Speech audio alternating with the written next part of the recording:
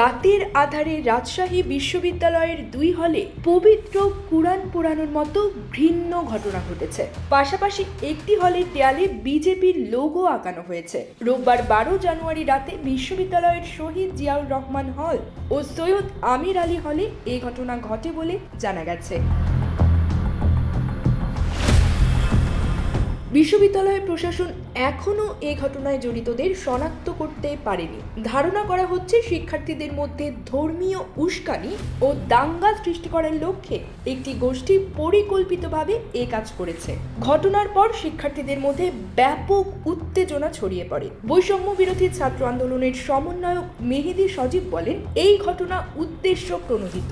একটি উগ্রবাদী চক্র কোরআন পড়িয়ে বিশ্ববিদ্যালয় সহ দেশ জুড়ে অস্থিতিশীল পরিস্থিতি সৃষ্টি করতে চাচ্ছে।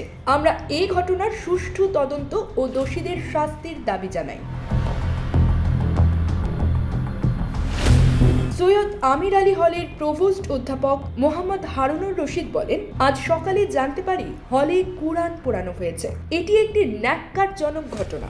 আমরা একটি তদন্ত কমিটি গঠন করব এবং দোষীদের শাস্তির আওতায় আনা হবে।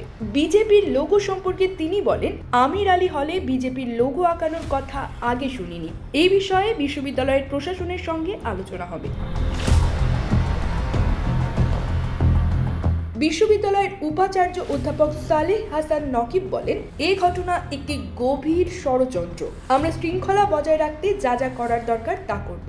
এই বিশ্ববিদ্যালয়ের সাম্প্রদায়িক সম্প্রীতি রক্ষায় আমরা সচেষ্ট থাকব। News desk, channel Alpha 24।